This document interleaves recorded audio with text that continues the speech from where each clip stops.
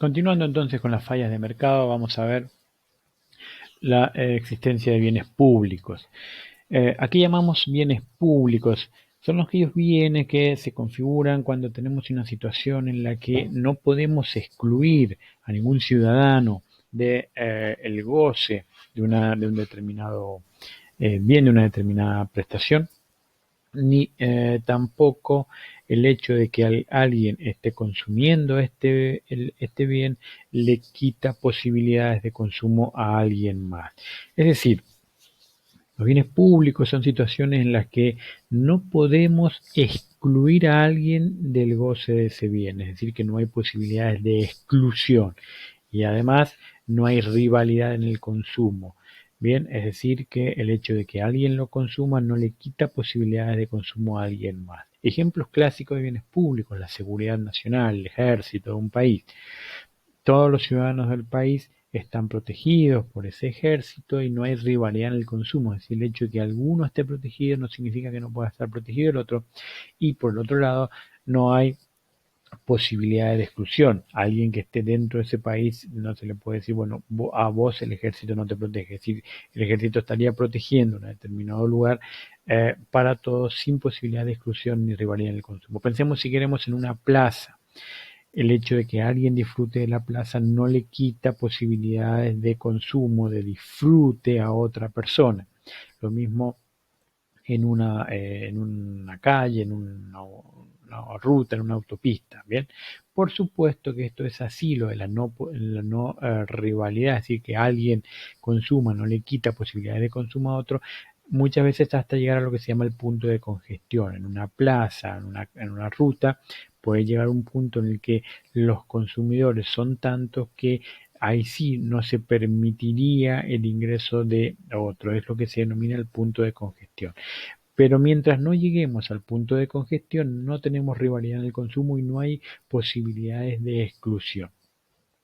Cuando se dan estas dos situaciones, estamos en presencia de lo que se denominan bienes públicos. Además, tienen la característica de que el costo marginal de producción para una unidad más tiende a cero. Pensemos en una plaza que ya está hecha, está construida y hay 10 personas disfrutando. El costo que tiene ofrecerle a la persona número 11 que va a disfrutar la plaza de ese disfrute es cero, tiende a cero ese costo marginal porque el gasto ya ha sido hecho. Entonces, cuando tenemos no rivalidad en el consumo, no hay posibilidades de exclusión y el costo marginal de producción de una unidad más tiende a cero, estamos en presencia de lo que se denominan bienes públicos. Cuando hay bienes públicos, entonces hay demanda, existe una demanda, pero no hay incentivos económicos a producirlos. ¿Por qué? Y porque como no hay posibilidades de exclusión, no hay posibilidades de cobro, porque ¿cómo vamos a cobrar si no podemos excluir al que no paga? Bien, entonces no vamos a tener incentivos a la oferta privada, pero sí tenemos demanda. Es decir, acá se configura aquella idea del consumidor parásito, es decir, que si alguien no paga por este bien, lo mismo va a poder recibir los beneficios de ese bien o ese servicio, de ese producto. Los bienes públicos entonces son bienes que tienen esta característica y por lo tanto son provistos por el Estado. Por eso es que el Estado es el que invierte en ciertas infraestructuras, en el que no hay incentivos privados a hacerlo. En el caso de algunas rutas, algunas autopistas, podemos resolver esto con un puesto de peaje. Entonces alguien podría hacer la inversión y cobrar por ese uso a quienes lo transitan, pero ni siquiera el peaje suele ser una solución al 100%, porque este problema generalmente se usa para mantenimiento, pero no para la inversión inicial. Los bienes públicos entonces dan lugar a que la oferta de estos bienes venga por parte del Estado. Y después tenemos las situaciones de información imperfecta. A qué le llamamos información imperfecta? Bueno, es cuando algunos de los agentes económicos que se involucrarían en una transacción tienen mayor flujo de información sobre una determinada situación que otros agentes económicos. Bien, Es decir, que a veces los mercados suministran poca información o a los consumidores o a los productores o no suministran toda la información posible a uno y respecto a lo que reciben lo demás. Bien, entonces la información imperfecta lleva a que algunos tengan a que no todos tengan toda la información necesaria, es decir, que toda la información que sería útil para tomar decisiones de consumo de producción no está disponible en tiempo y forma. La información asimétrica es cuando algunos saben más que otros, es decir, no todos tienen la información que necesitan disponible en tiempo y forma, es decir, que existe información imperfecta, y si además uno sabe más que otro, es decir, alguno tiene mayor información que otro, además de ser imperfecta, es asimétrica. Es decir, que cuando la información sobre características propias de los bienes y servicios que vamos a querer intercambiar o sobre las acciones y disposiciones a esas acciones por parte de los agentes económicos no está distribuida de forma simétrica entre todos los agentes económicos. Algunos disponen de más información que otros. Dentro de esto tenemos entonces que, la presencia de comportamientos que se dan en las fallas de mercado generadas por información imperfecta. Una de ellas es el riesgo moral. El riesgo moral se da cuando aquellos agentes económicos eh, que serían los más beneficiados por tomar eh, eh, un determinado bien, un determinado servicio, son los más predispuestos justamente a tomarlo, pero es difícil para la otra parte identificar cuantificar ese riesgo, entonces identificar a los agentes económicos que están más o menos incentivados a tomar ese bien o ese servicio. Ejemplo clásico de estos son los seguros o los sistemas de salud. ¿Quién está más interesado en tener un sistema, en contratar un sistema de salud? Bueno, quizás el que tenga más problemas de salud. O quién va a querer contratar más un seguro de vida, bueno, quien más riesgo de vida pueda tener. Bien, pensemos en trabajos más riesgosos. Bien, no sé, esta gente que limpia los vidrios del lado de afuera de los edificios de 30, 40 pisos.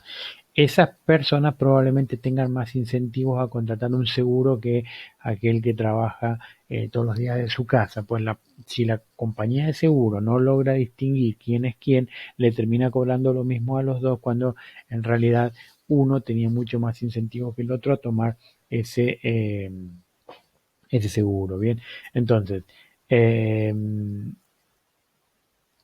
el riesgo moral, ¿a qué le llamamos?